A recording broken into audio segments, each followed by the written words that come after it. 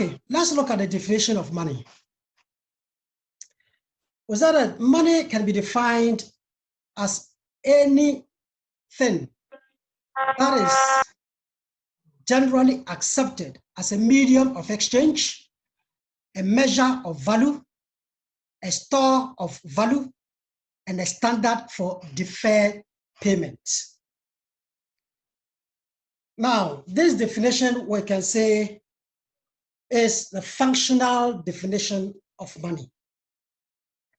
We are saying that anything that is generally accepted. So it means that if you have something that you want to use for money, commodity or anything that you want to use for money, and it is not generally accepted as a medium of exchange, you cannot use it as money.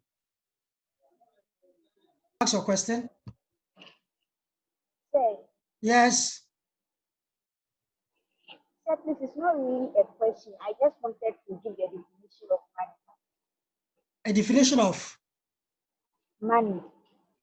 Okay, we've given a definition. If you have another one, you can give a let's see.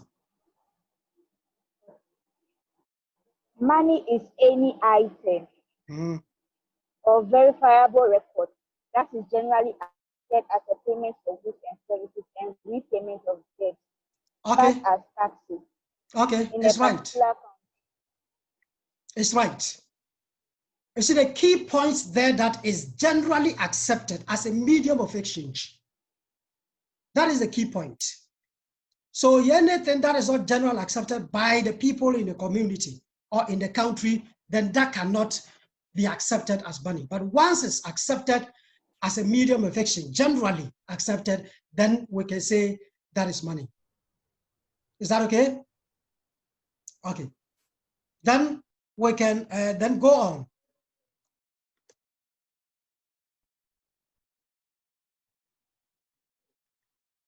Yes, I still see some hands. Apedo. Yeah, please, can you say that money is an object that is used as a legal tender and it's used as a medium of exchange and a store of value for the payment of goods and services? Perfectly. You can say that. You can say that also. You see, once you have this, what I've given, we have various definitions of money. But all that you are saying, you said it still fits into what I have here too. So all the definitions that you have given, they are all right definitions. Is that okay? Yes, sir. Okay. Then I think we can go ahead.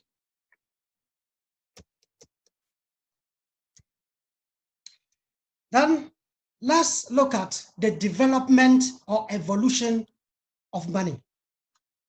How did we even come to know of money or have money in our system or in the modern economies? You see, initially we didn't have anything called money, but people try to use certain things to represent money. And today we have what we have today. So before money came to be used, trading was carried out by directly exchanging goods for other goods. This direct exchange of goods for goods is known as barter trade. And you know this even far from or when you were in the GHS. So in the olden days, that we didn't have money, goods were exchanged for goods. And that is what we call the barter trade. So if I have salt and I needed pepper, so we do that exchange. And then I get the pepper that I need, then I'll give the salt to the person who also needs it. So that is how it began. Then the system was very complex making it difficult to operate due to lack of real value. We'll get to know the value of money. But you see, because here, the system we say was so complex that it was difficult to know the real value of the items that they were exchanging. If I had a tuber of yam, what is the value of that tuber of yam? And if I'm going to exchange it with salt, what quantity of salt am I going to exchange it with? You see, so the value of these items, it was that difficult. So people were still thinking and see what to do. So we said, due to the complex nature of trade then, certain commodities at different periods were introduced as money.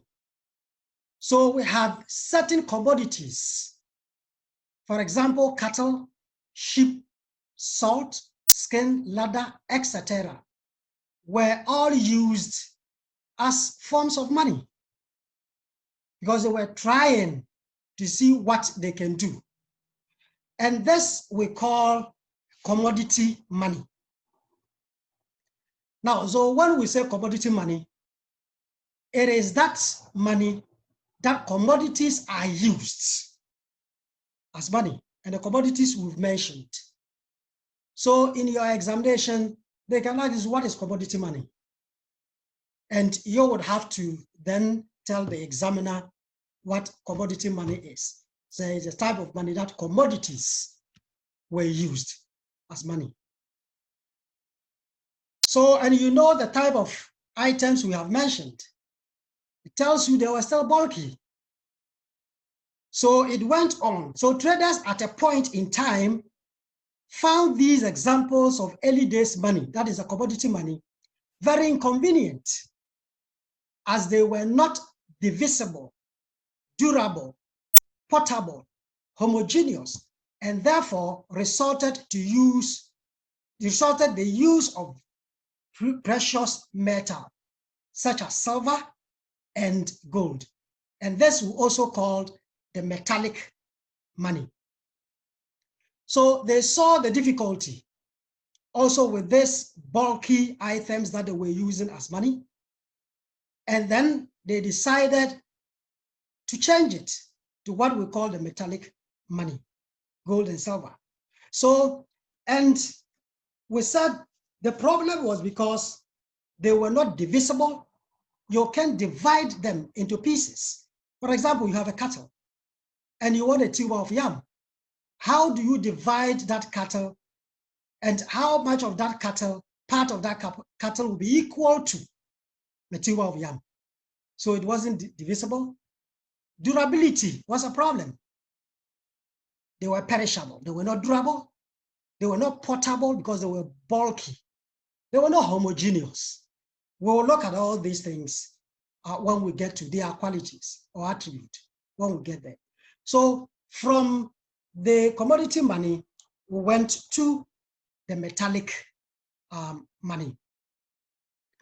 So let's then look at the problems of the barter trade. The problems of the barter trade.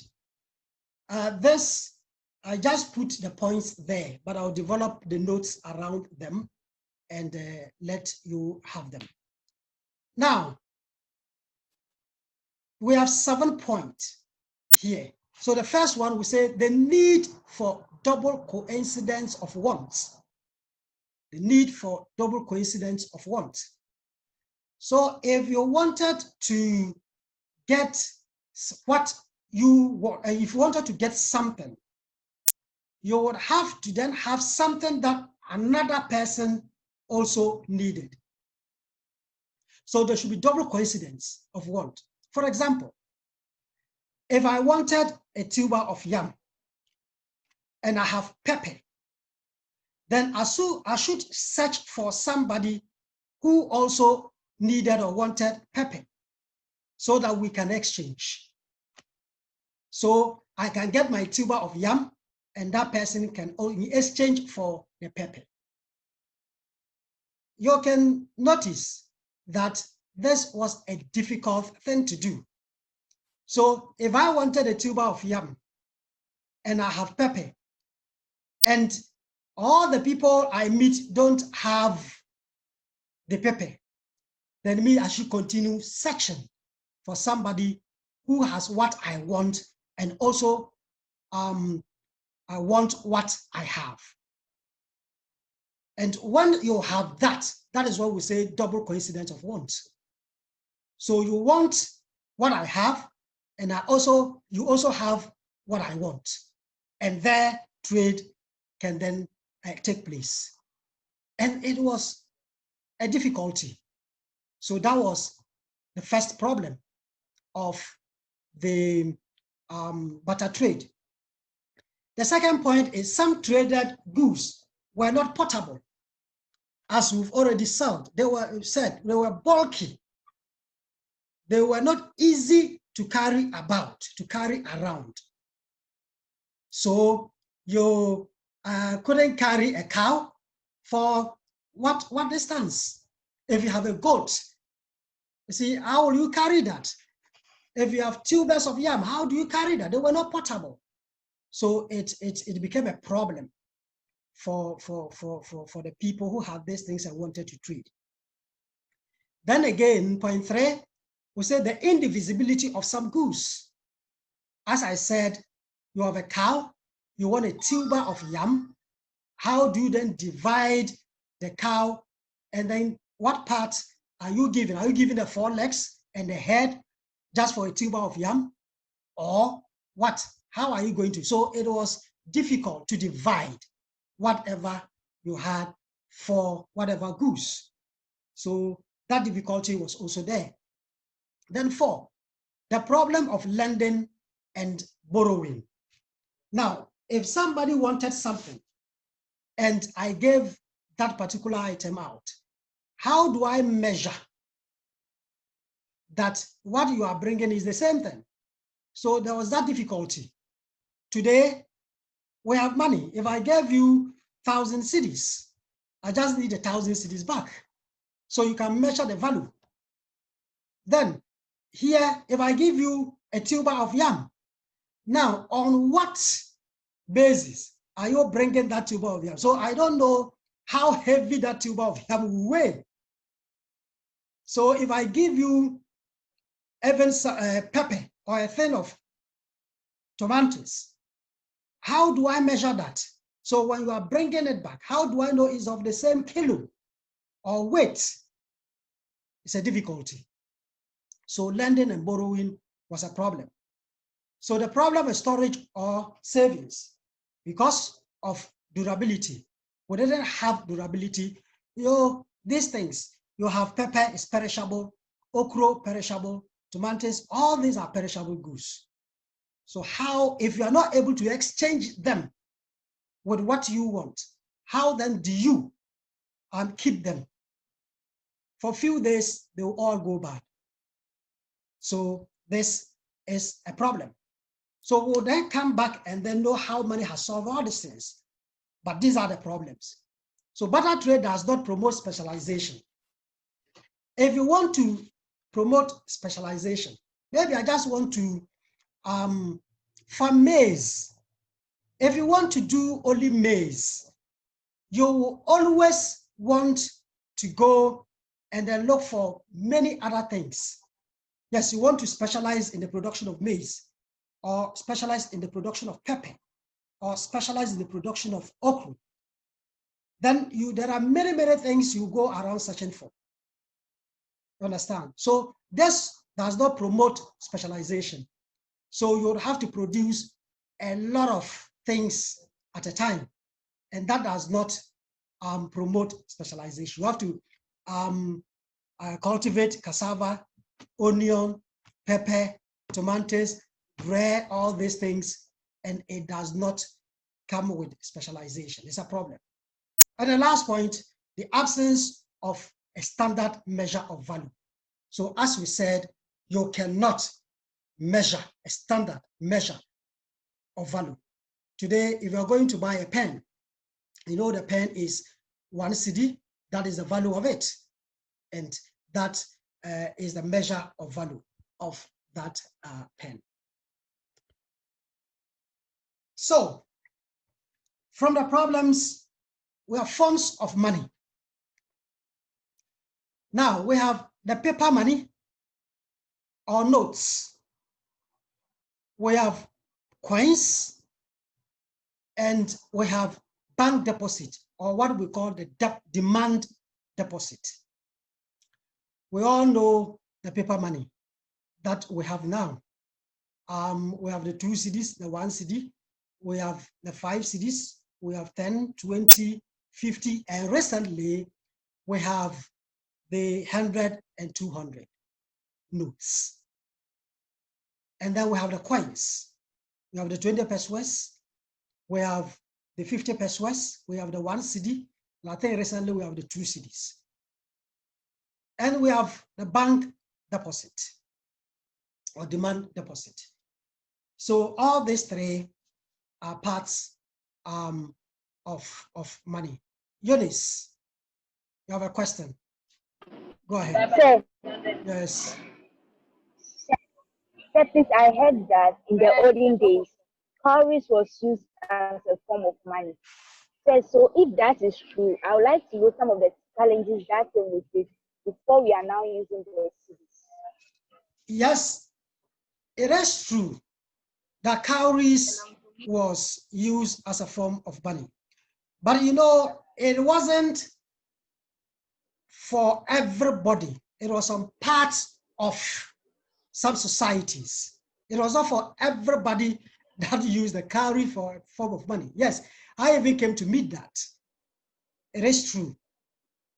But you see, it isn't also that easy carrying it. If you know cowries, it's also not easy carrying it. Just like this time that you have this paper money and coins. But you see, even the forms of money that we've mentioned, we have more of the paper money than the coins. You know, the coins are not as many as the paper money. And you know, the coins too are in the smaller denominations.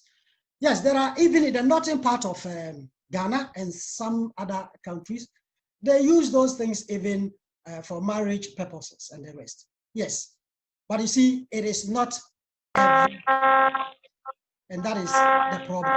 You see, it evolved. Yes, as a point in time, cowries were used. Now, I even don't know whether some part, even in the north, they still use it. Like if you're going for a marriage ceremony, they will still ask you to bring some cowries. So it has evolved. So we've gotten past that now.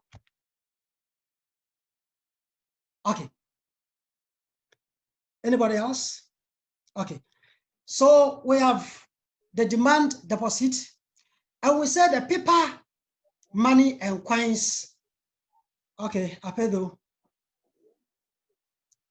go ahead. Yeah, so do some people still use the cowrie? Do some people still use the cowrie as money? That is what I'm saying. I am not quite sure now, but I know growing up, yes. When I was growing up, yes. They were still using the cowries in some part of the northern Ghana that I can talk about. But as of now, because it's even difficult to come by. It's even difficult to come by now. So it's not common. So I'm not sure anybody uses it now. Okay. So we said that the paper money and the coins are legal tender. Somebody's definition, you see, said that it's a legal tender. Yes. So we say they are legal tender. And when we say something is legal tender, it means it's backed by law for payment of death. It's backed by law for payment of death.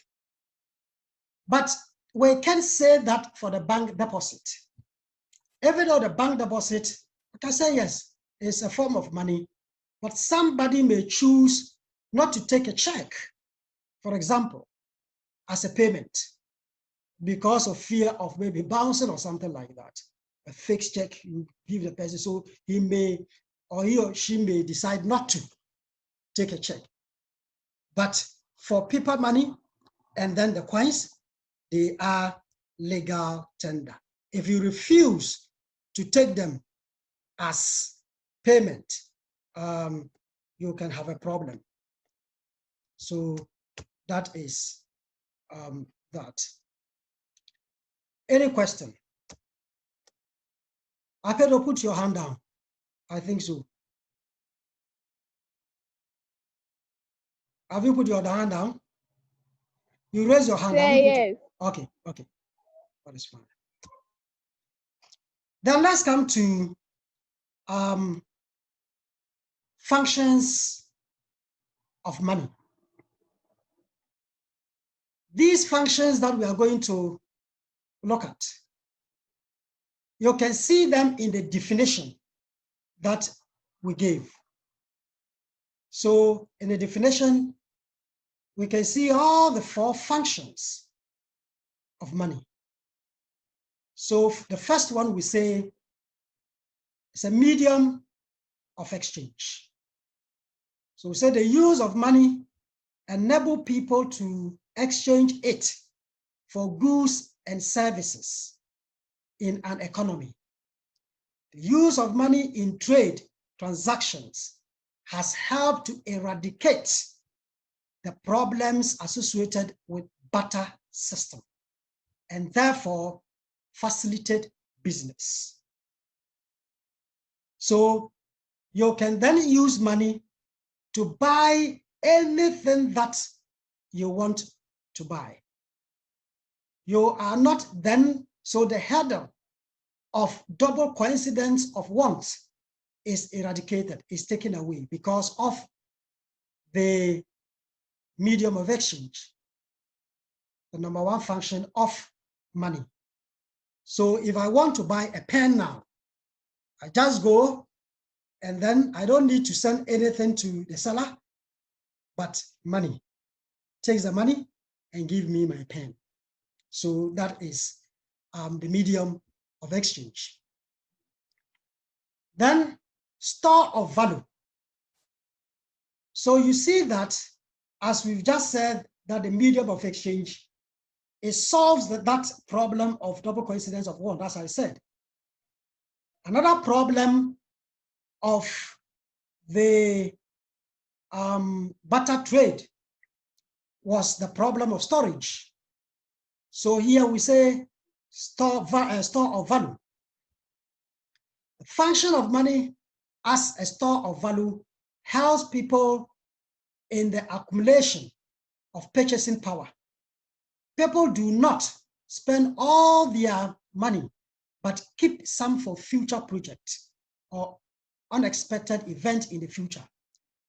To be able to do this, money must be stable in value and also should not undergo physical deterioration. So you can store money in whatever form that you want. And for you to store this money, it should not, or it should be stable in value.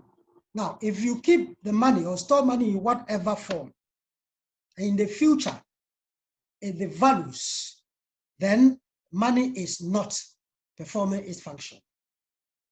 So if you have 10 cedis today and you store it in whatever form, you should be able to even get 10 cedis or more in the future. So store of value. Then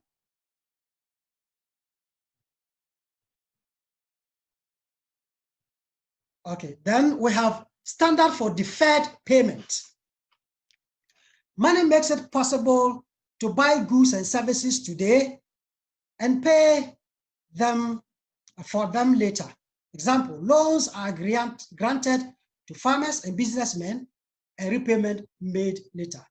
I'm sure when you were in school, you've been, there were times probably you've gone to some of your friends to say, hey, can you lend me 10 cedis? Can you lend me 5 cedis? My mother will bring money the next week or whatever.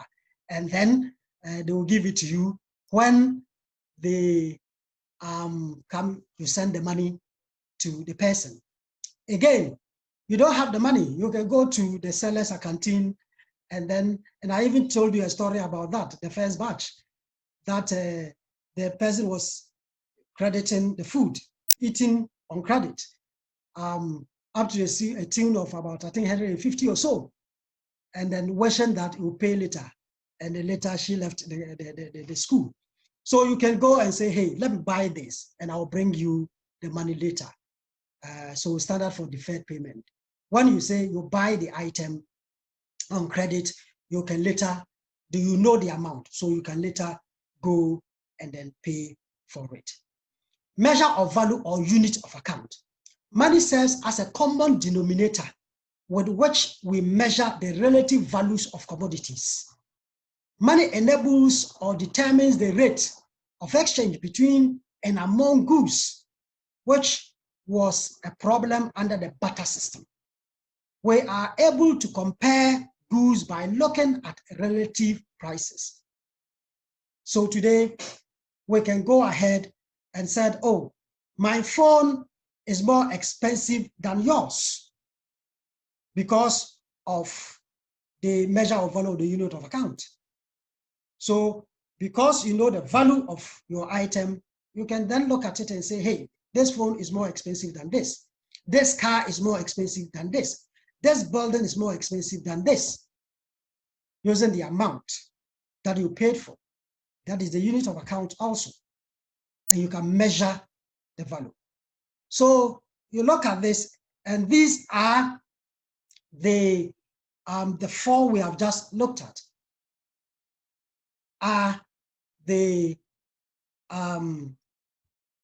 the functions of money. Let me go back and ask this question. I want you, Beauty, give me one problem of the barter system. Give me one problem of the barter system. Beauty. Beauty, can you hear me? Yes. I said, give me one problem. There is a problem of the barter trade. Yes. There is a problem finding the value of the goods or the commodities. Okay, that is right. Hey, Nathan, give me one also of the problem, the barter system. Unmute yourself. Unmute yourself. Yes, Michael, I've seen you. I'll come to you. Okay. The absence of standard measure of value. Okay. Mate, unmute yourself. Nathan, mute yourself. Mate, give me one problem of the barter system. No, promote specialization. Yes, no specialization. Okay. Okay. Let me take those who hands are up. Victor. Victor, your hand is up. Ask your question. Some goods are not portable. Come again. Some goods are not portable. Some goods are not portable. Okay. Tiola, ask your question or give your answer. The problem of lending and borrowing. That problem of lending and borrowing. Yes. Yes. Associated with our system. Williams. Sir. Yeah. Simply the indivisibility of some goods. Okay, indivisibility of some goods. Okay. Then Clanam. Clanam. Kosu Clanam. Okay, Kosu is not listening. Then let's go to Bright Donko. Bright Donko.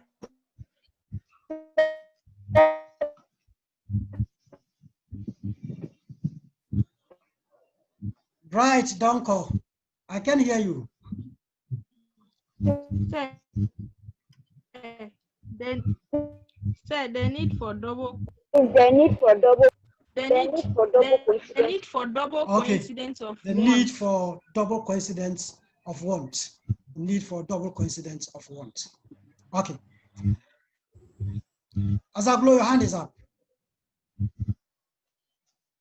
The problem of carrying heavy and bulky loads. Okay, bulky goods. That problem. Yeah. Goods were not portable. Were not portable. Okay.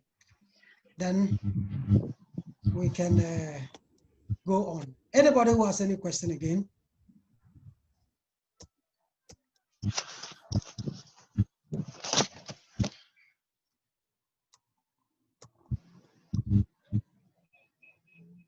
Zaglo, you raise your hand. Sir, question. Okay. Sir, please.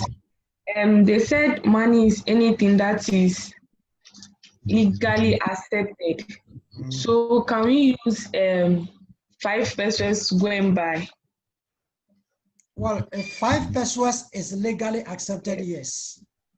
You know, so we can that 5 pesos, you know, it's not even in the system now. You are talking about the 5 Ghana pesos, right? Yes. Yes. It's legal. So you can use it. I know people were rejecting it, and it's even not in the system now.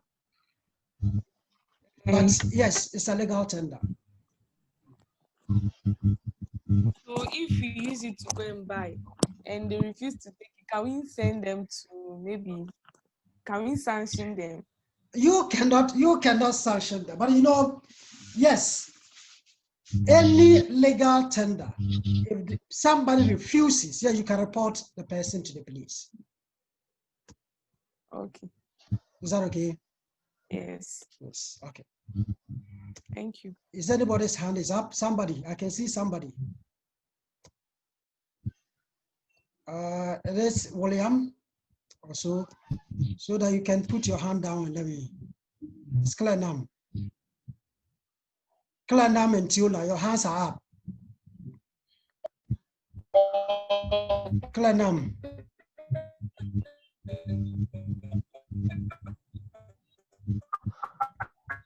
Clenam, I'm listening.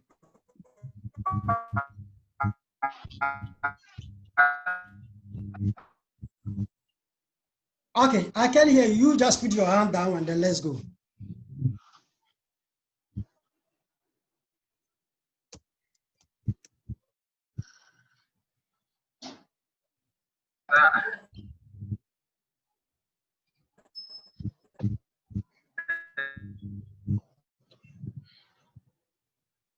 Can you put your hand down and let's go?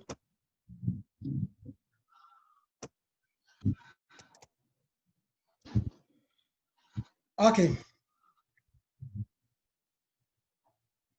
Characteristics, attribute, qualities of money.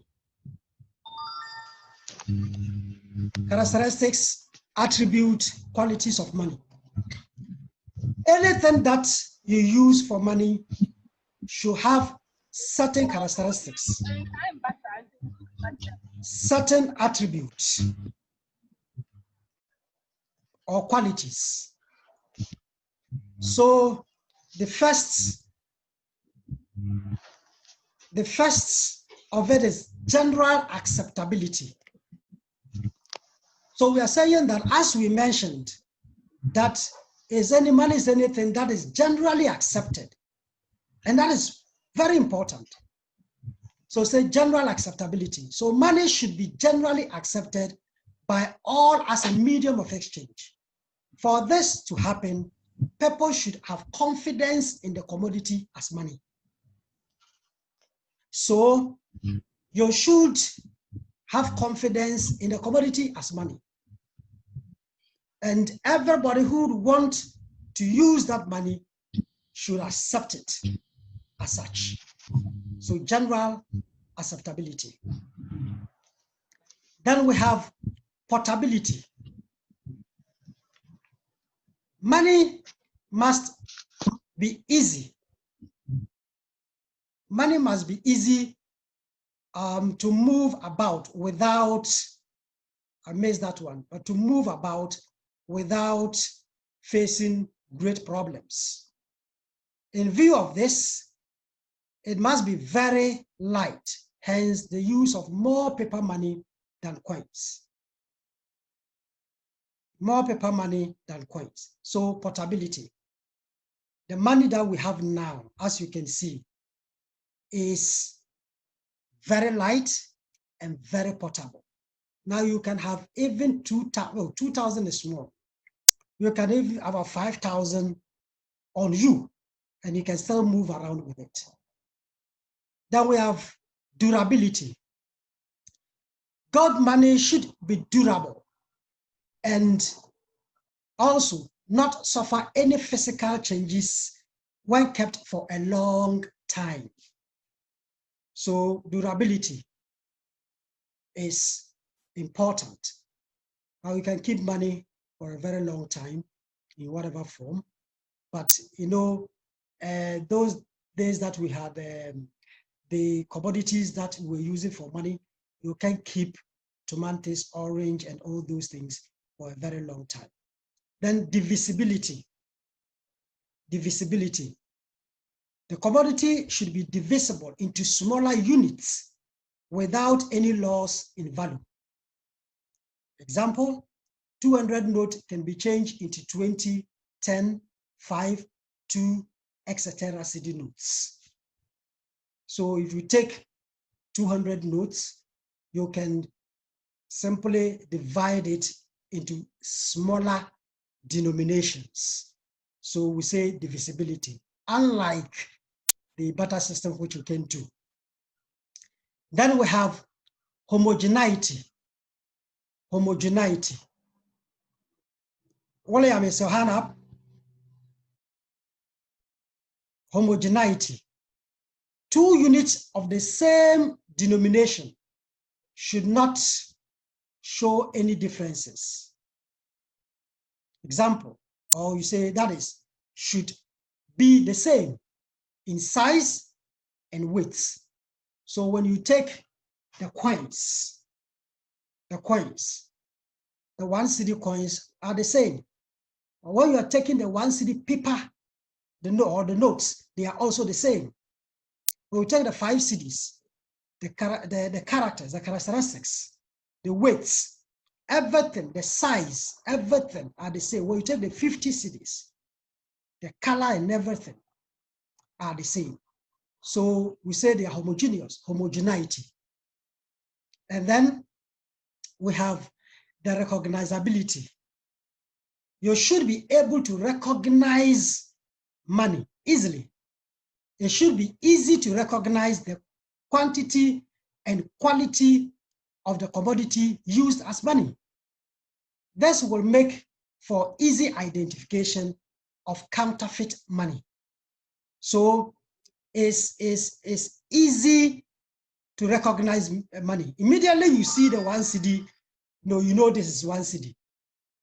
Immediately you see 50 cedis, you know. So, and the features that are in the money, they are there, they are unique.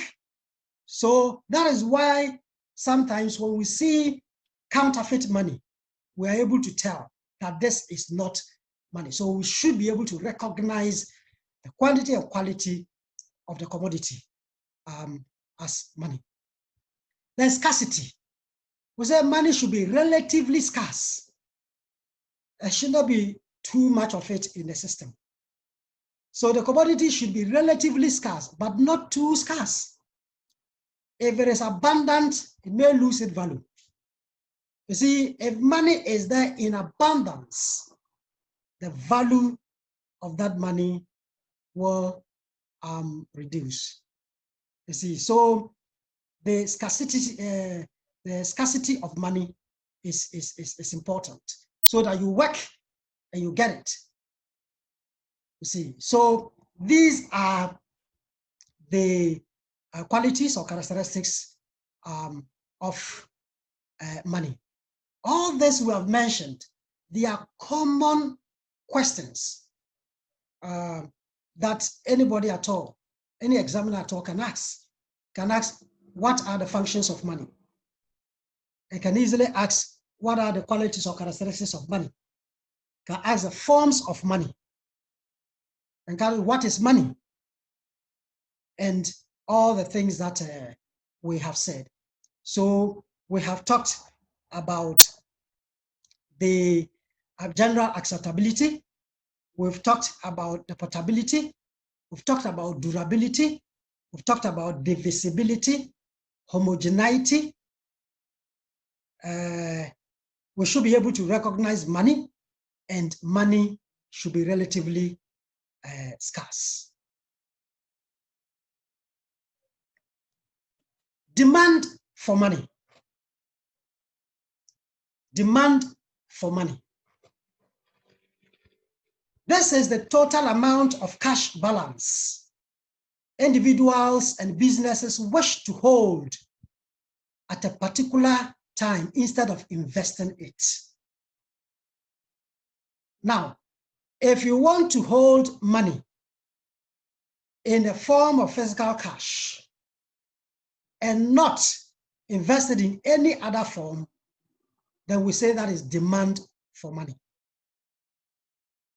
So we say is the total amount of cash balance individuals and businesses wish to hold at a particular time instead of investing it. So businesses demand for money and individuals also demand for money. So you as a student, you can demand for money. Your parent can demand for money. Everybody else can demand for money.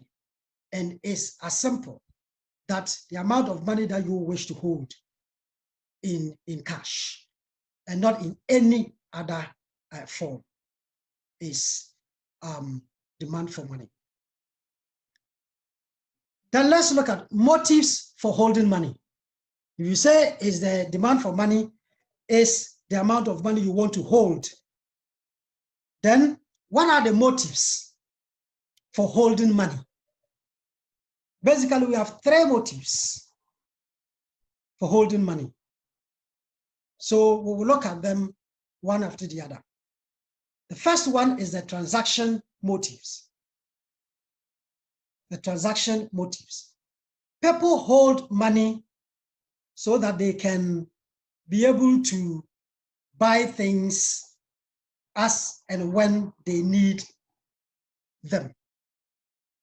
So say this is the demand for money for day-to-day transaction by both individuals and businesses. So I hold money to be able to buy whatever I want at a particular time. So the transaction motives for holding money is that I will be able to meet my wish or my whatever I demand for at any time. So every day you eat. So you may want to keep some money so that you can be able to buy food. So say holding of money by individuals depends on size of income, price levels, length of time between paydays, and size of one's family. So let's go back. The factors that determine the amount of money that an individual or businesses will hold is dependent on the size of one's income. Now, we say that if one's income is big, then what will be the amount of money? I'm going to ask a question. What will be the amount of money that the individual will want to hold? And if an individual's size of income is low, what will be the amount of money the person would want to hold? So it's a question. Now let me go to Donko, can you hear me? Donko, can you hear me? So yes. Okay, if you can hear me, if an individual's size of income is big, would that person hold more money or hold less money? So the individual will hold more money. The individual will hold more money. Yes, that is what Donko is saying. Who agrees or disagrees with her?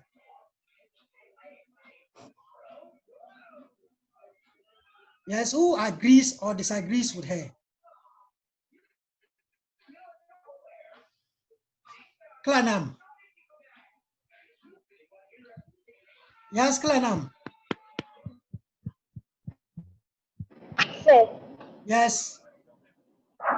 Sir. I can hear you. Sir, you agree? Sir, I agree with right, because as far as your income, yes. You agree with her. So as far as your income is more, you hold more money. Yes, and when your income is low, you hold less amount of money. Okay, who disagrees?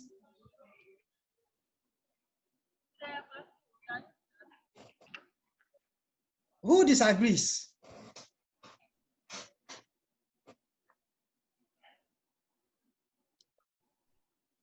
Yes, Beauty, I can see that your mic is mute, so you can talk. Yes, I want to know who disagrees, yes. So I didn't hear the question, my thing went off. What I'm saying is, when you have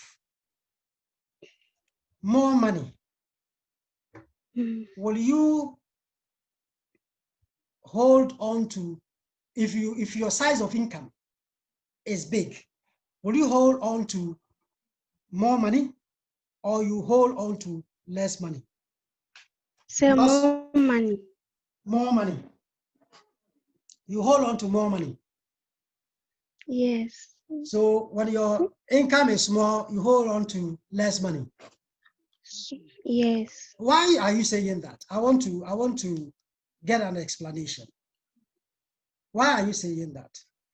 Can somebody answer the reason why you think the size of income? Somebody who earns higher hold on to more money, and somebody who earns less hold on to small money or less money.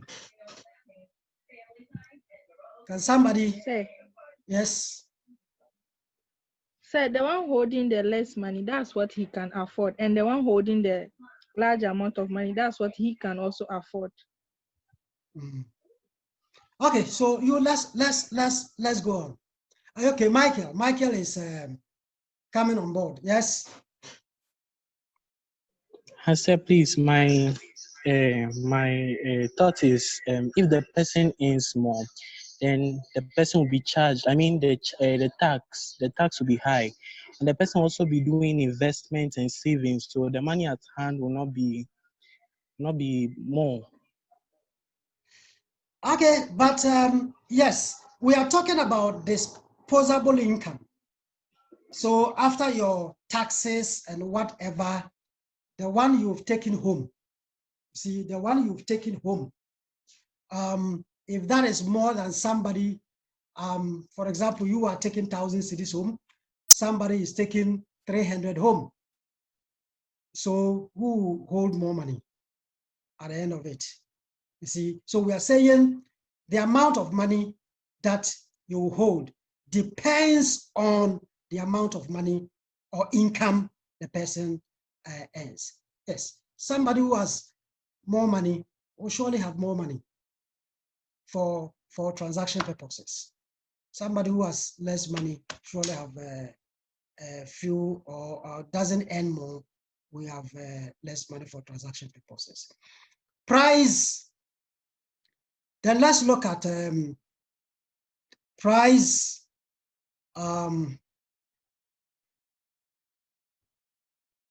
The price levels. That one also. Looking at the level of prices of goods and services. If the prices of goods and services are high, and the prices of goods and services are low. So let me go to Victor. If prices of goods and services are high, will a consumer has more money, keep more money, or less money?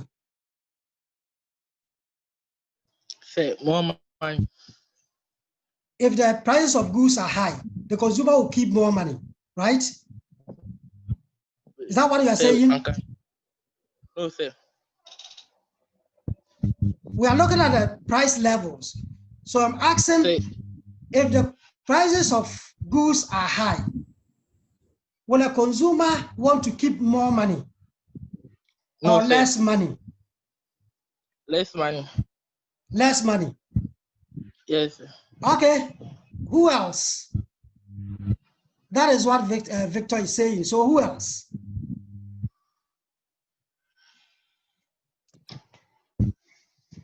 Yes, Williams.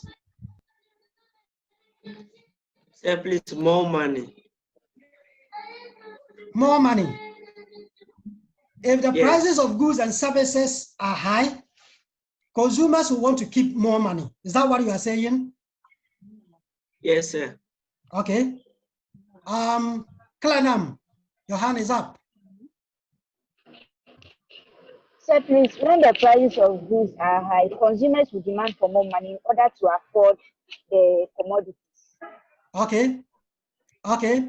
Then, lastly, Bright. Yes, sir. Yes. Sir, more money. More money. So because when the prices of goods are high, then the value of money becomes low.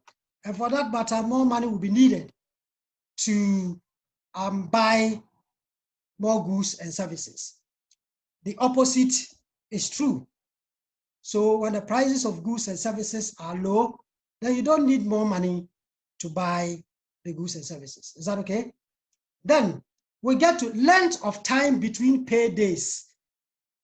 Length of time between paydays. What I'm saying here is that you are paid maybe fortnightly, or you are paid every 2 weeks, and you are paid maybe every week, and people are paid every month. So people who are paid every 2 weeks, people who are paid every month, people who are paid every week, which of these group of customers will want to demand for more money? And then, but I want you to be thinking about that as we go on to wrap up this. So, sir, and then, question again. Sir, repeat the question again. The question I'm saying is, so you have length of time between pay days. So I'm asking that if workers are paid every 2 weeks, and some workers are paid every month, other workers are paid every week, which of these categories of workers would demand for more money? Do you understand it now? Do you understand the question now? Yes, sir. Okay, okay. Yes, so, sir. Okay. Yes, So sir. it's an assignment. When I come back, I'll ask. Then the last one here is the size of one's family. The size of one's family. A family that has 10 people, and a family that has 2, and a family that has 6. Which of these families would demand more money? So you have to also look at which of these families would demand more money. Is it a family of 10? Is it a family of 2? Is it a family of 6? So the bigger the family size, what happens? Is it the bigger the family size, the more the demand for money, or what? Also, I'll ask when I come back. So these are the factors that determine the holding of monies. So we say the size of income, the price levels, the length of time between paydays, and size of one's family. So business will also hold a certain amount of money to pay for materials, etc. Money to be held depends on the turnover of the firm and the size of the business. So there's the transaction motive of money. So let's look at the other motive. Sometimes my thing freezes. Somebody's hand off, up.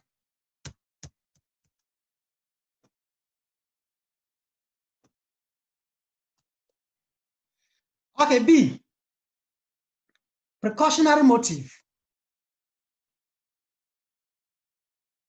This is the demand for money for unforeseen circumstances like sickness, accident, etc. So when we talk about precautionary motives, we are saying that people demand for money just for precautionary reasons, just to make sure that things that you don't know will happen may happen to you. And for that matter, you will need to use money immediately. So you don't know what will happen tomorrow. You may be sick and you need to have money to be able to go to the hospital. So we say that you demand for money for unforeseen circumstances. Both individuals and businesses hold money for precautionary motives. The amount of money kept by individuals may depend on the level of income, we have already said that, the degree of uncertainty regarding price increases, sicknesses. For businesses, the amount of money may depend on attitude towards risk, etc. So we are saying that the amount of money one will want to keep for precautionary measures may depend on the level of income of the person. Yes, if a worker or a customer has more income or earns more income, we want to keep more money for precautionary measures. And the same thing with people who don't earn more money. So businesses also, it will depend on how often you buy raw materials and the rest. So, and the attitude towards risk. You see, there are some businesses, yes, who are very, very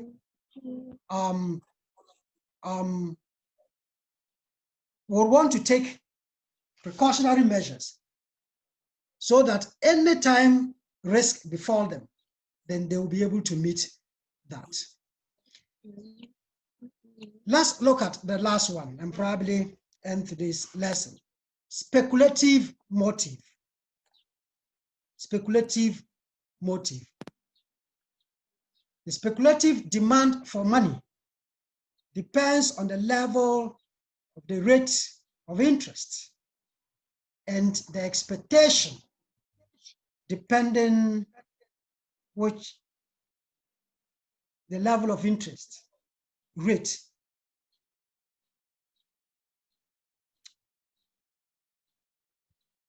So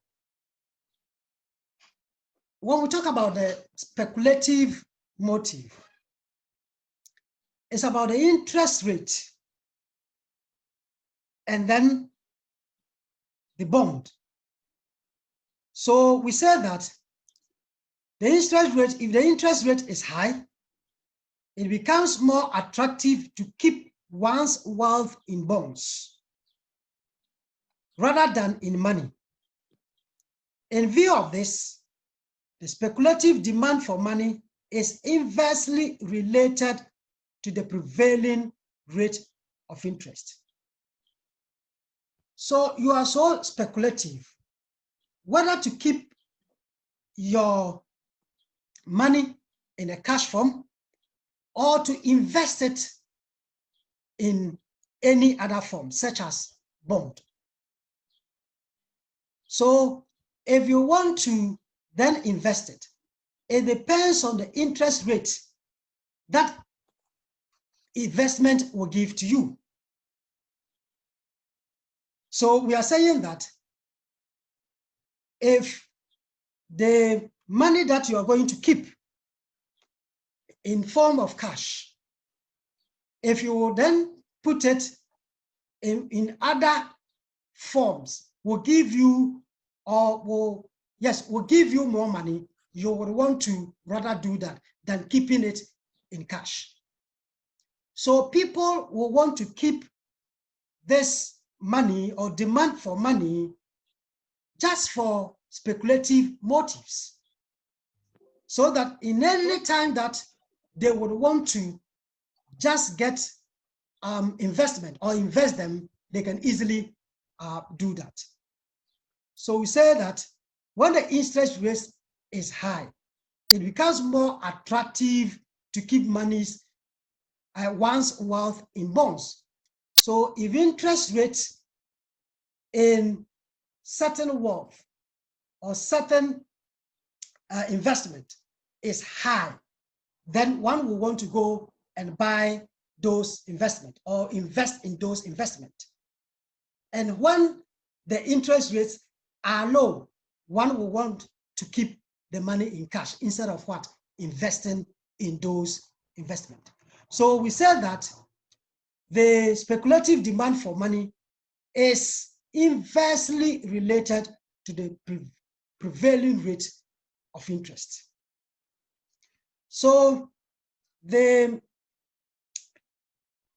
demand for motives for holding money, as we said, is a transaction motive, it is the precautionary motive, and it is for the speculative motive. I want us to end here today. So if there are questions, let me know. I have questions there, but I'm not giving them today. But when we come for the second class, I will give you those questions. We might have treated value and those things, and then we'll give you the questions, a value for money and those things. So we'll give you questions. I have a Caleb hands up, and then Eunice. So I'll take Caleb first. Sir, apart from the idea we have in scarcity, under which other condition can money lose its value? Come again. Ask your question again. Apart from the idea we have in scarcity, under which other condition can money lose its value? So you are talking about when money loses its value. Is that the value of money? Yeah. The value of money. Yeah. Okay. We will treat the value of money in our next distance. But you see, if we have money in abundance, surely surely it will result to the loss in value of money. But when we treat the value of money, this question will come to play and you will be answered. Is that okay? Yes, sir. Okay, so when we treat the value of money, all your question will be answered. So I saw now, Kalanam, are you okay now? Tiola? Sir. Okay. Sir. Yes, I'm listening. My question is not really money, but I just want to know the roles economics play in our country. The role economic plays in our country. Yes, like not economics as a subject, but economics. The economy plays. You know, everything you do. Okay. What role do economics play in the country? Economists play in the country. Yes. Yes. Well, everything you do in the country is about economy. So it plays a huge, everything that you do. It's about economics. Do you understand? So everything that you do is about economics. So the world that if people in the country, come again.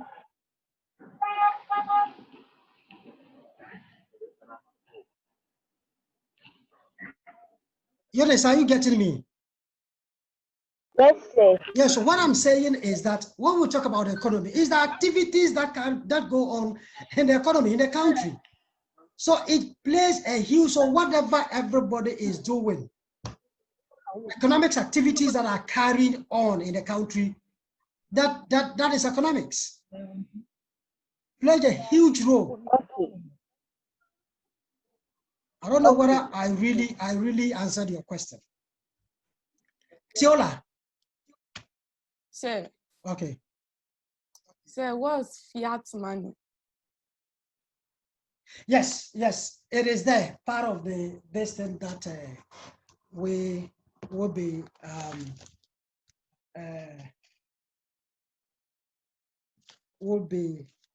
I think I even gave my this thing to you. So let me just I think I have it somewhere. Let me just get it to you. Exactly. Any other question as I go on to okay. Yes, I'm listening. So do money also have disadvantages? As like in the barter trade? No, generally, do money have disadvantages? It is not something that I am aware of. It is not something that I am aware of that these are the disadvantages of money. Is there something that probably you are aware of? Maybe you can share it with us. You know, it's not everything that the teacher knows, but so if you know that I don't know of that these are the disadvantages of money. They said it promotes laziness. It promotes what? Laziness. Laziness? Yes. How? Or maybe it may lead people to commit some crime or something like that. Is that the disadvantage of money? So if we were not even having money, I'm sure people will still commit crime. I'm sure people will still commit crime. People still not because no, people still not only money, let me say so. Okay. Yes, there's still other things. Okay. Okay, Williams. Sir. Your hand is up. Yes, sir, please. Mine is not a question, it's a suggestion. Okay. Sir, can it be relating to the speculative motive? If in case the money is not immediately used, can it be held as an asset? Yes, if money is not immediately, yes, it can be held as an asset. So you can store it in whatever form you want. Do you understand it? So you can invest it in whatever. Yes, you can invest it in whatever form that you want. So if it is not immediately used, yes, why not? Do you understand that? So thank you. Yes, sir. So thank you. Okay. Any other Okay. Tiola asks that what is fiat money? Is that your question, Tiola? Yes. So we're talking about cash. When we talk about cash, cash can also be referred as to fiat money. So cash, okay. Yes, cash is made up of the coins and notes. These coins and notes can also be known as the fiat money. They are okay. legal tender. So that is the answer to your question. Okay. Okay, any other? What about near money? Yes, near money is a money that is close. Just the word is saying close. You see, it is not, okay. It is not, it's like a check. You see, money that can easily be converted to fiat money. Okay. Money that can easily be converted to fiat money, cash. So that is the near money. Like the demand deposit or like the check or whatever. Is that okay? Yes. Okay. I have the fiator. Ask your question. Sir. Okay. Please, I want to ask that can the speculative motive be related to a men's gold?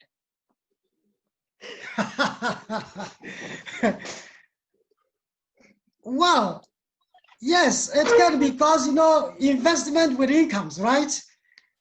Yes. Yes, investment. Once the interest rate is so high, people want to go and invest.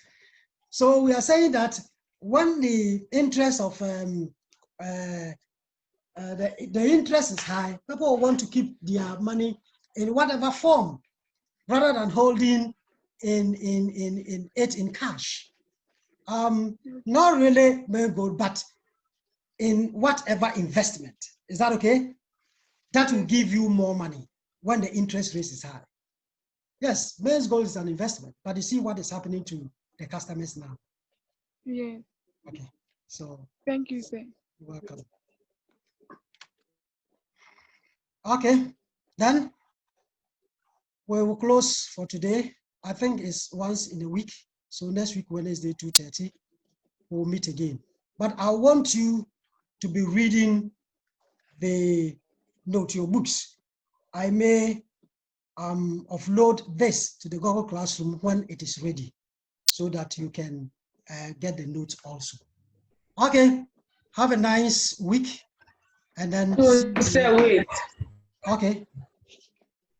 So how can you determine the value of money?